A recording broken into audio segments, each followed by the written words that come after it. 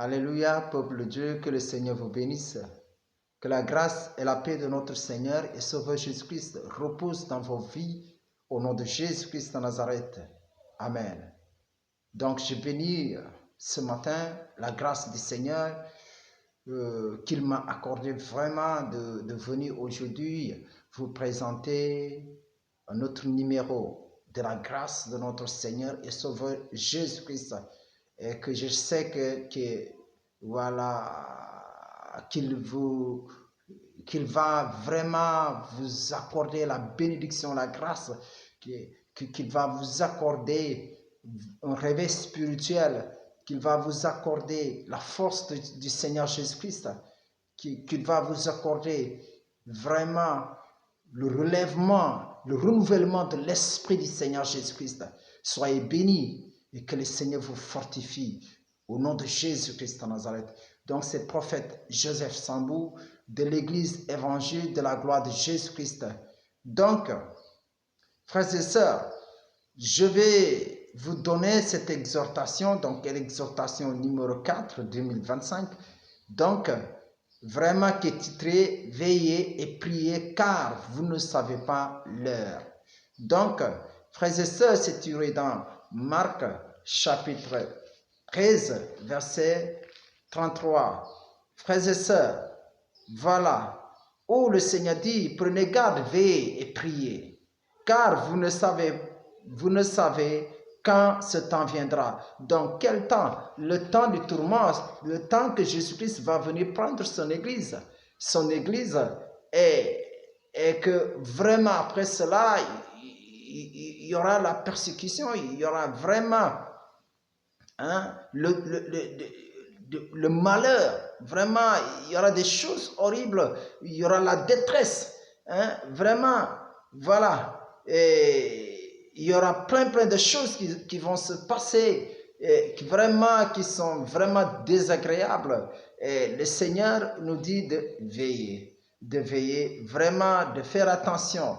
Et ici, quand le Seigneur parle de veiller, ce n'est pas rester toute la nuit sans dormir, mais notre relation avec lui que le Seigneur veut parler. Cela veut dire que nous devons toujours faire de sorte que notre relation toujours avec le Seigneur, si elle n'est pas constante, mais qu'elle grandit. Donc, que nous faisions attention à notre relation avec lui. Cela veut dire de nous attacher toujours à lui, de ne pas nous laisser emporter par les distractions de ce monde, mais de toujours avoir les regards fixés sur lui, de toujours ouvrir notre cœur, que notre cœur toujours soit demeuré en lui. Et c'est ce qu'il veut nous parler. Maintenant, la prière, c'est que nous devons être constants dans la prière. Nous devons vraiment prendre le temps pour vraiment communier avec Christ, pour vraiment communiquer avec Christ, pour vraiment présenter nos doléances à Christ. Amen. Que le Seigneur vous bénisse. Et que la grâce, la bonté de notre Seigneur et Sauveur Jésus-Christ soit répandue dans votre vie au nom de Jésus-Christ. Voilà, donc, frères et sœurs, je dis dans cette exhortation, vraiment, je vous dis, frères et sœurs, oui, l'heure est grave et c'est très sérieux ce que je vous dis. Pendant que les gens sont en train de préparer des fêtes, les amis, ou des festivités, les gens sont en train de préparer des manifestations non chrétiennes, le diable de son côté et ses agents, je veux dire ses collaborateurs, c'est-à-dire les satanistes et les sorciers, sont en train de faire des plans contre ta vie. Donc pendant que tu es dans des distractions, des festivités, des manifestations qui ne glorifient pas Jésus-Christ, le diable, de son côté, il est en train de faire des plans contre ta vie, de planifier contre ta vie. Il est en train de faire des plans contre tes projets. Il est en train de faire des plans contre ta famille. Ah, c'est grave. Nous avons un adversaire très tenace qui n'a pas de pitié, les amis, et qui ne se repose jamais et qui profite de la moindre occasion occasion.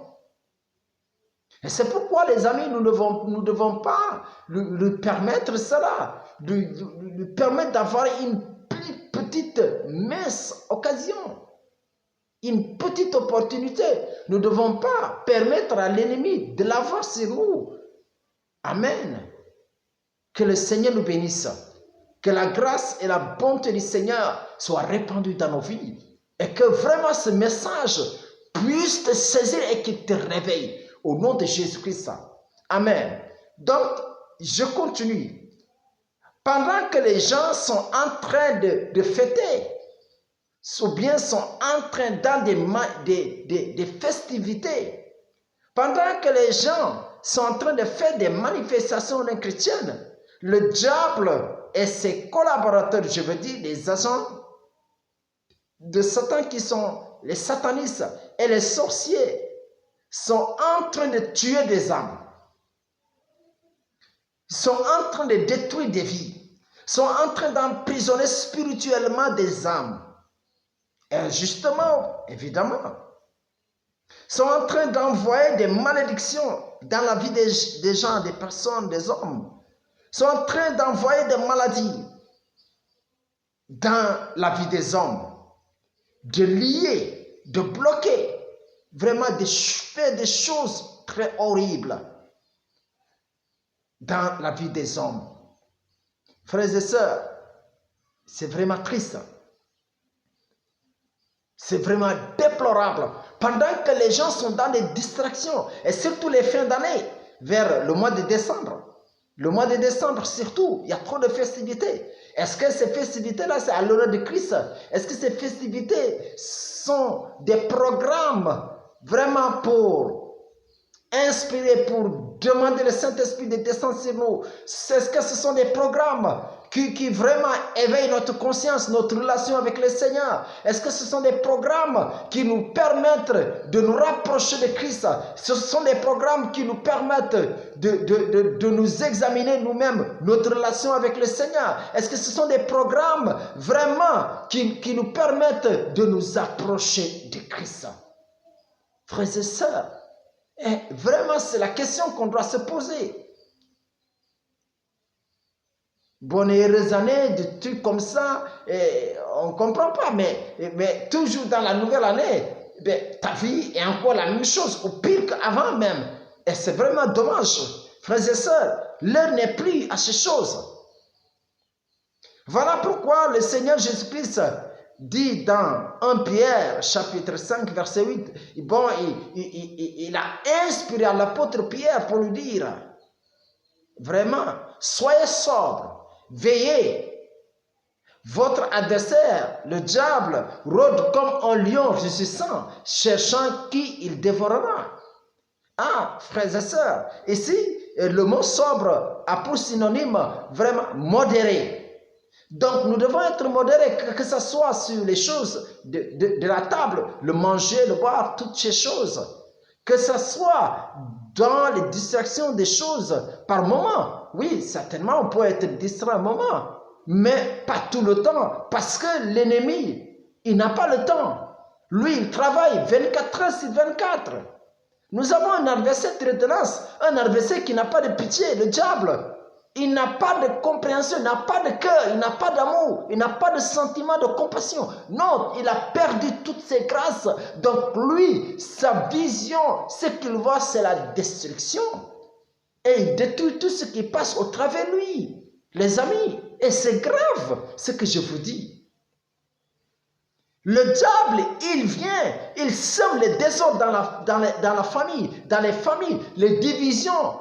Pourquoi ces choses arrivent? Parce que dans les familles, les gens ne prient pas. Les gens n'ont pas une relation avec Christ. Il y a combien de divisions dans les familles, dans les pays? Tout ça, c'est la semence du diable. Pendant que les gens sont en train de faire des fêtes non chrétiennes, le diable est en train de mettre sa semence dans ta famille, dans ton village, dans ta ville, dans ton pays. Il sème sa semence de troubles. les amis. Et cette exhortation, vraiment, c'est comme nous sommes dans un intervalle là. Vraiment sur une route où dans les deux côtés, vraiment c'est comme ces deux épées tranchantes. D'un côté, il y a le retour de Christ. De l'autre, il y a l'ennemi, le diable, qui cherche à détruire nos vies, qui cherche à emprisonner des âmes, qui cherche vraiment à empêcher des âmes d'être sauvées par Christ. Voilà pourquoi nous ne devons pas avoir le temps, parce que nous sommes entre deux événements. Cela veut dire le retour de Christ et le combat du diable. Amen. Donc, vraiment, nous devons être plus près que quiconque. Que le Seigneur nous bénisse. Donc, voilà pourquoi nous allons prendre, les amis, Luc chapitre 17, verset 26, à partir du verset 26. Donc, Luc chapitre 17, verset 26 dit, je lis la parole du Seigneur. Ce qui arriva du temps de Noé arrivera de même au jour du Fils de l'homme. Donc ici, c'est la venue de Christ. Donc, le Seigneur, il déclare, les hommes mangeaient, buvaient, se mariaient et mariaient leurs enfants, jusqu'au jour où Noé entra dans l'arche, le déluge vint et les fit tous périr. Donc, pendant ce temps que Noé était en train de préparer l'arche, les gens, ils étaient dans les distractions, dans les festivités. Les gens, ils étaient dans les fêtes, dans les préparations des fêtes, tout ça là. Hein? Vraiment, il faut des choses qui nous glorifiaient. Pourtant, Noé avertissait ce peuple de l'ancien temps que votre conduite devant le Seigneur n'est pas juste, n'est pas bonne. Vous péchez contre l'Éternel, vous faites des choses abominables, vous faites des choses qui ne glorifient pas Dieu. Mais les gens n'écoutèrent point Noé. Et voilà, pendant ce temps aussi, le Seigneur il était en train de préparer son plan à leur insu, parce qu'ils étaient distraits. Et quand les gens sont dans la distraction, mais ils ne comprendront jamais la volonté du Seigneur. Ils ne peuvent pas comprendre qu'est-ce que le Seigneur attend d'eux. Qu'est-ce que le Seigneur, ils ne pourront pas entendre aussi la voix du Seigneur, la parole de Dieu. Non, ils sont occupés à autre chose qui ne glorifie pas Dieu, qui ne glorifie pas le Seigneur. Ils n'écoutent pas ou bien ils ne s'affairent pas à des choses qui vont élever le nom du Seigneur. Et vous savez, quand nous faisons des choses qui élèvent le nom du Seigneur, l'Esprit Saint est là, la présence de Dieu est là, la présence du Seigneur, les anges sont là pour nous fortifier, pour vraiment nous révéler, nous montrer des choses, la voix de Dieu pour nous montrer le chemin. Et nous sommes épargnés à toutes vraiment les tentatives, les attaques de l'ennemi. Ah, vraiment, les amis, c'est horrible. Et voilà, ces hommes-là du temps de Noé, ils étaient occupés, ils étaient distraits. Maintenant, le Seigneur ajouta encore, verset 28, il dit, ce qui arriva du temps de Lot arrivera pareillement le jour du Seigneur. Donc, il dit, les hommes mangeaient, buvaient, achetaient, vendaient, plantaient, bâtissaient.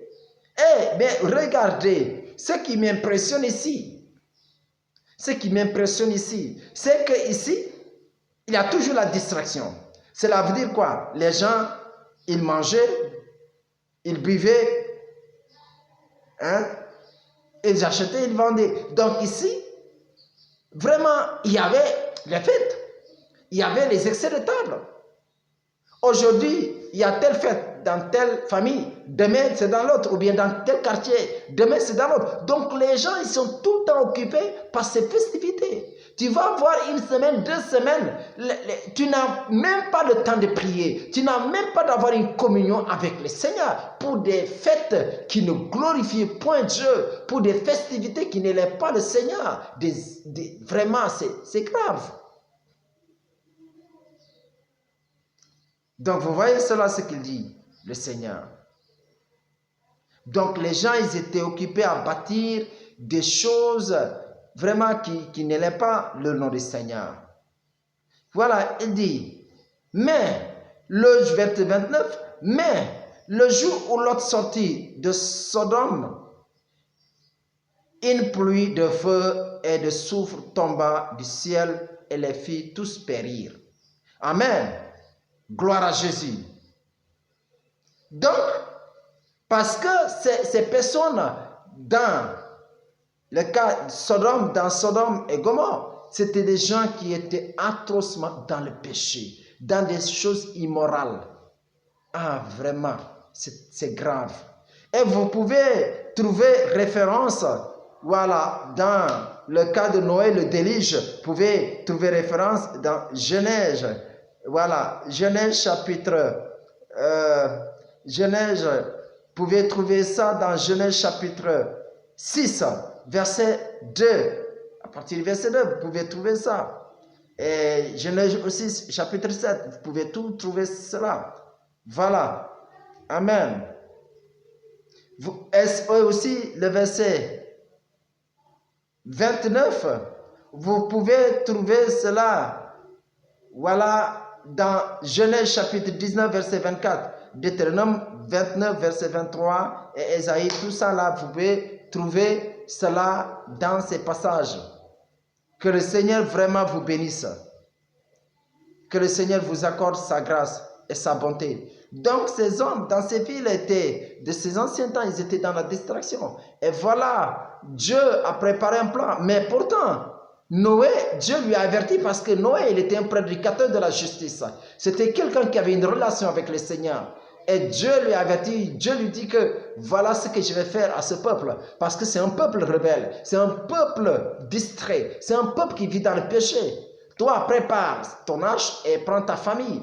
Et vous allez rester dans l'arche, je vais faire pleuvoir une pluie qui va inonder, une pluie qui va submerger la ville. Et même les arbres, les montagnes seront tous submergés. Et voilà aussi dans Sodome et Gomorrhe aussi, c'était la même chose. Dieu avertit l'autre, il dit, mais tu dois quitter la ville parce que je dois envoyer le feu. Parce que ce peuple-là, c'est un peuple sans morale, sans conscience.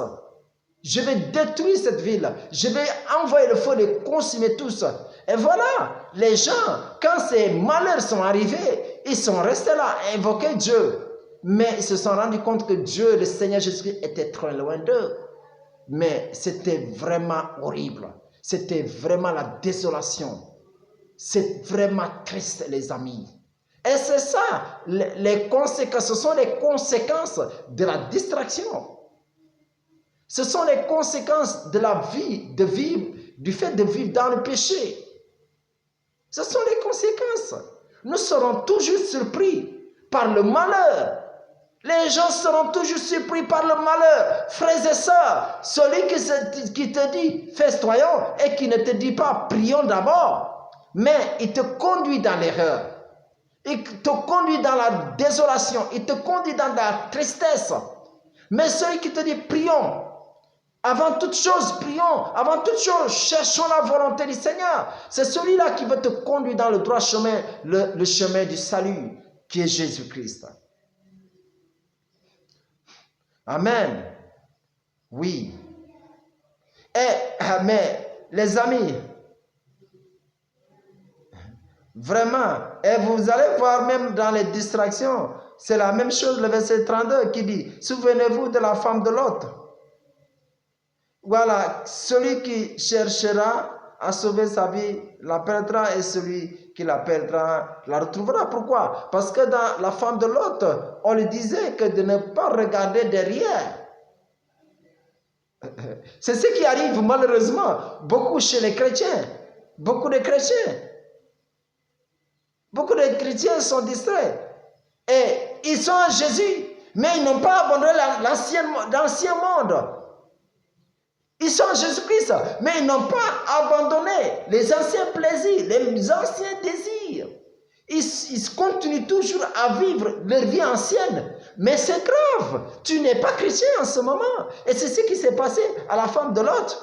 On lui dit de ne pas regarder dans la fuite. Quand vous courez, il ne faut pas regarder derrière. Mais elle, malheureusement, elle a regardé derrière, mais elle est devenue une statue de sel.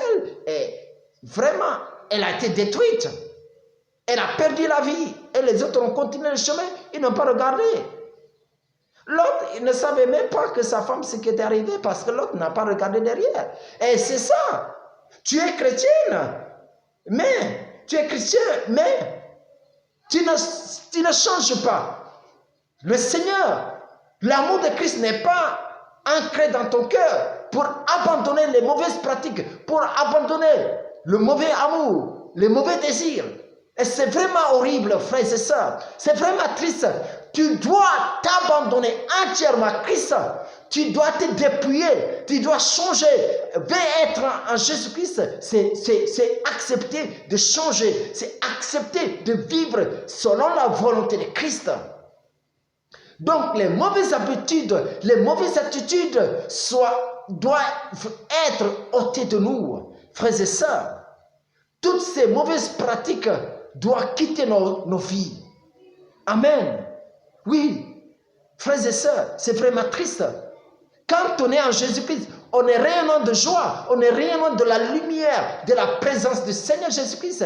Et ces choses, nous ne pouvons l'avoir que lorsque nous demeurons en Jésus-Christ, lorsque nous sommes attachés à lui, lorsque nous sommes un en esprit avec Christ.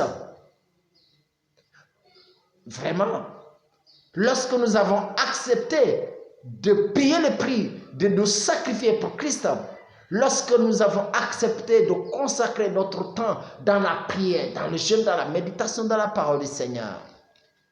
Amen. Que le Seigneur nous bénisse.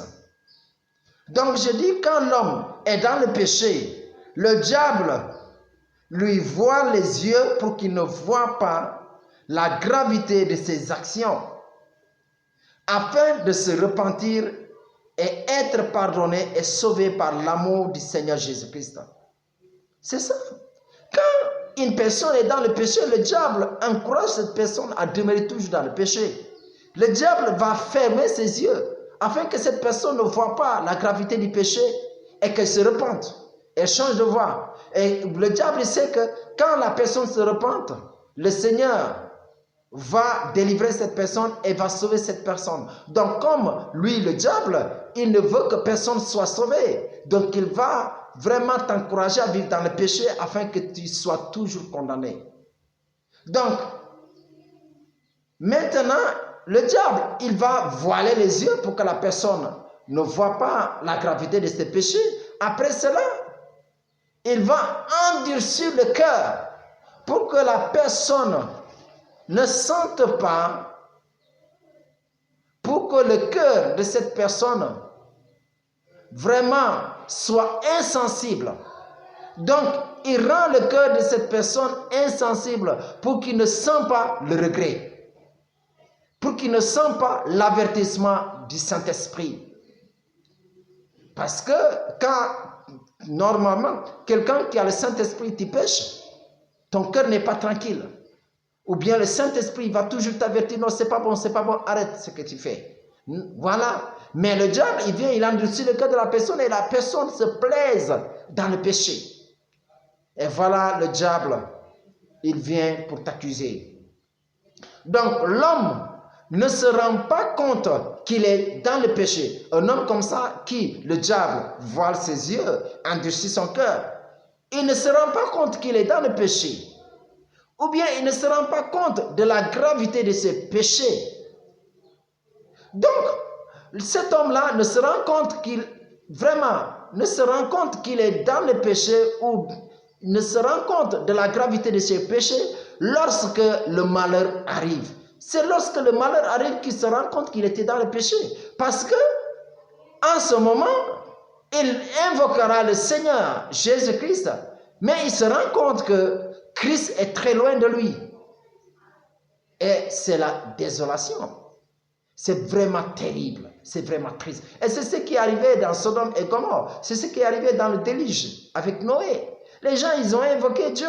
Ils ont appelé Noé. Mais ils se sont rendus compte que Noé était très loin d'eux. Dieu l'a amené très loin d'eux. Et c'était des pleurs atroces. L'habileté du diable, c'est de maintenir les hommes dans le péché, c'est-à-dire la distraction, pour les condamner, c'est-à-dire pour condamner l'homme et l'accuser après. Donc son habileté, c'est de maintenir les hommes dans le péché pour les condamner et les accuser après. Vous savez, le diable pousse l'homme à faire des choses qui ne glorifient pas le Seigneur, pour après l'accuser en lui disant qu'il n'est pas, que lui, le diable, n'est pas responsable des actions commises par les hommes, parce qu'il n'a obligé personne à faire. Lui, il a tout simplement proposé et les hommes ont accepté de manifester son désir. C'est pourquoi il est l'accusateur, il est le trompeur. Amen. Vous allez voir aussi, la Bible décrit ses attributs au diable, ses qualificatifs au diable. Il peut te dire qu'il est capable de faire telle chose, ou il est capable de te donner telle chose. Tout simplement, c'est pour te séduire. Mais quand le jugement de Jésus-Christ arrive, tu te rends compte que ce qu'il a dit n'est pas vrai, qu'il n'est pas capable de le faire. Et que c'est seulement Jésus-Christ qui est capable de faire telle chose, de faire une chose. C'est seul Jésus-Christ qui est capable de pardonner, et c'est seul Jésus-Christ qui est capable de détruire et de condamner. C'est ça, la tromperie et la ruse du diable. C'est ça, sa tromperie et sa ruse. C'est son point fort. Voilà pourquoi, frères et sœurs, je vous exhorte, ne tombons pas dans son piège, dans le piège du diable. Ne tombons pas dans sa ruse. Ne tombons pas dans sa distraction. L'heure n'est plus aux distractions, ni aux jeux, c'est-à-dire aux jeux du monde, aux mauvaises compagnies. L'heure n'est plus vraiment dans les calomnies ou autre chose. Mais l'heure est à la prière. L'heure est au jeûne. L'heure est à la méditation de la parole du Seigneur, à la parole de Dieu. Amen. Voilà pourquoi nous allons prendre Matthieu chapitre 24. Nous allons lire le verset 42 au verset 44. Amen. Le Seigneur dit, veillez donc, puisque vous ne savez pas quel jour votre Seigneur viendra, quel jour Jésus-Christ viendra. Donc, il dit, cherchez-le bien. Si le maître de la maison savait à quelle heure de la nuit le voleur doit venir, il veillerait et ne laisserait pas percer sa maison. C'est pourquoi vous aussi, tenez-vous prêts, car le Fils de l'homme viendra à l'heure où vous n'y penserez pas. Voilà, frères et sœurs, Jésus va venir au moment lequel on dit paix et joie. Vraiment, il vient. Buvons, mangeons, car demain nous mourrons. Voilà, c'est ça. Il vient le jour-là. Il ne vient pas demain, mais le jour lequel nous avons dit demain, nous mourrons. Il vient. Le diable, c'est la même chose. Le diable, pendant que les gens sont distraits, c'est là qu'il vient. Il attaque. Il n'attend pas que quand tu pries. Quand tu pries, il ne peut pas avoir accès à toi. Mais c'est quand tu es distrait qu'il a accès à toi. Amen. Gloire à Jésus. Que le Seigneur nous bénisse. Donc, Marc chapitre 13, verset 33 dit, voilà, prenez garde, veillez, priez et priez, car vous ne savez quand ce temps viendra, le camp du tourment. Voilà que nous avons déjà vraiment lu. Maintenant, nous allons prendre Marc 14, Marc 14, verset 38. Marc 14, verset 38 dit, veillez et priez afin que vous ne tombiez pas en tentation. L'esprit est bien disposé, mais la chair est faible. Oui, c'est vrai. Il arrive des moments, l'esprit est disposé, mais nous sommes fatigués. Parce que moi, il est arrivé une fois, après avoir fait un jeûne de 4 jours secs. Maintenant, le soir, la nuit, je dormais. Le Seigneur, il me dit, pendant que tu dors, l'ennemi est en train de programmer. L'ennemi, il est en train de détruire des vies. Mais les amis, j'étais vraiment fatigué. Je ne pouvais pas me lever. Et là où j'étais resté couché, j'ai prié, mais mollement. avec mollesse. J'étais vraiment fatigué. L'esprit était vraiment disposé, mais la chair était faible. Oh, que le Seigneur nous donne la force. Que le Seigneur nous accorde sa grâce. Que le Seigneur nous accorde vraiment sa bonté, sa miséricorde. Qui nous donne la force de pouvoir vraiment prier. Donc, Luc chapitre 21, verset 36 dit, Luc 21, 36 dit, veillez donc et priez en tout temps, afin que vous ayez la force d'échapper à toutes ces choses qui arriveront et de paraître debout devant le Fils de l'homme. Donc, ici, le Seigneur parle de tribulations, de distractions, parce qu'il y aura des faux prophètes, des gens qui vont venir vous distraire que le Christ est là, je suis le Christ, voilà, donner des fausses prophéties. Mais si vous êtes des hommes avertis, si vous êtes des hommes veillants, des hommes qui prient, vous allez comprendre que ce sont des distractions, ce sont des mensonges. Amen, c'est ce que ce sont ces avertissements, cette vigilance que le Seigneur veut nous montrer. Amen. Je dis, prions, jeûnons et méditons la parole de Dieu pour avoir sa révélation. Parce que quand nous jeûnons, quand nous prions, quand nous méditons la parole du Seigneur, nous avons forcément la révélation du Seigneur. Donc cette révélation, c'est afin de détruire les plans et les œuvres du diable. C'est ce que le Seigneur dit dans Luc chapitre 10, verset 19, il dit, « Voici, je vous ai donné le pouvoir de marcher sur les serpents et sur les scorpions et sur toute la puissance de l'ennemi et rien ne pourra vous nuire. » Amen. Donc cette puissance-là, nous devons la manifester dans la prière, nous devons la manifester dans le jeûne, nous devons manifester cette puissance vraiment dans la prière, dans la méditation de la parole du Seigneur. Frères et sœurs, oui, et dans l'amour de Christ, voilà aujourd'hui cette exhortation que le Seigneur nous a permis.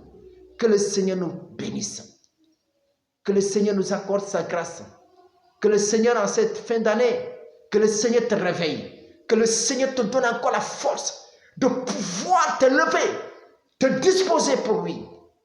Que tout ce qui s'était passé en 2025, tout ce qui était médiocre dans ta vie, que le Seigneur enterre cela et que le Saint-Esprit te saisit.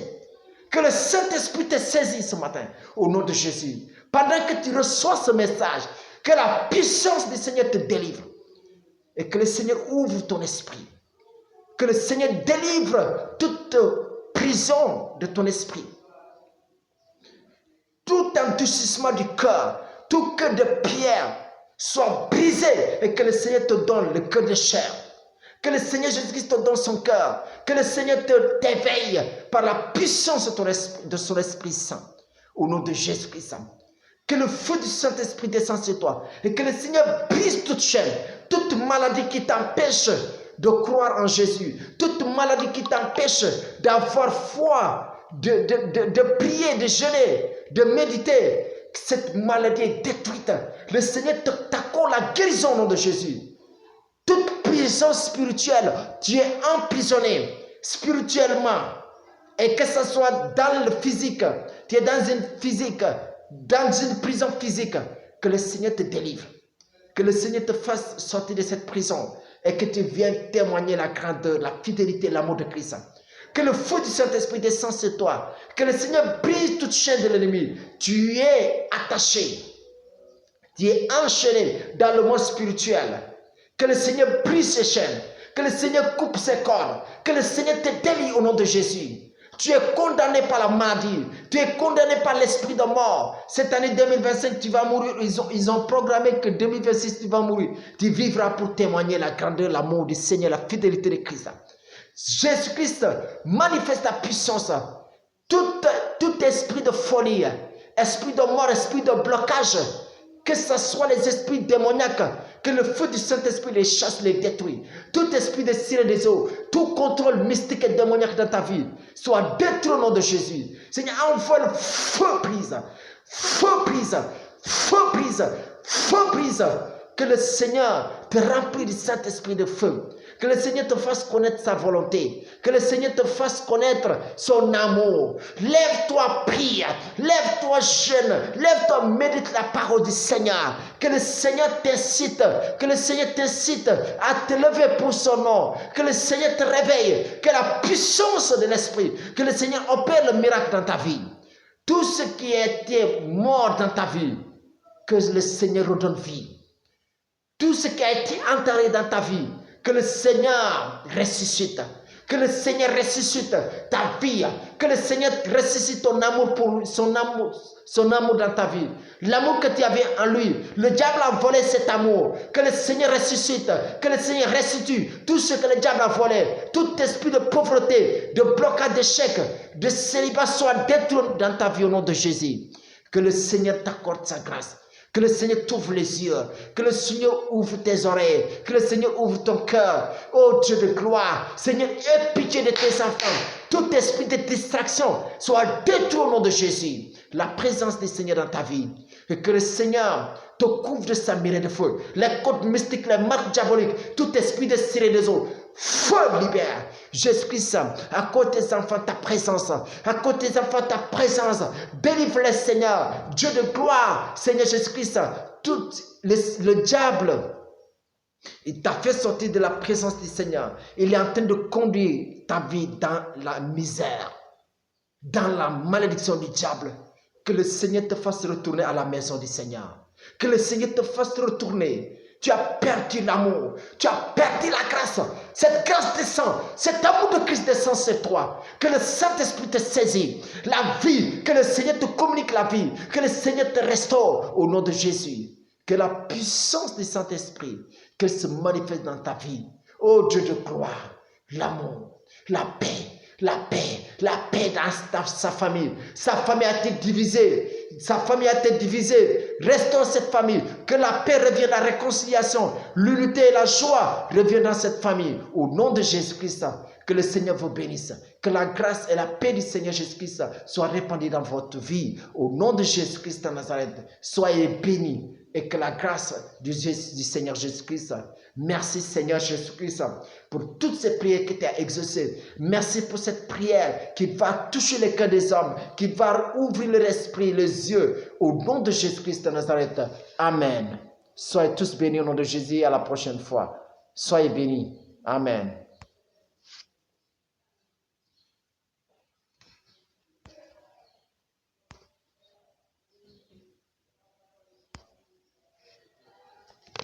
Gloire soit rendue à Jésus.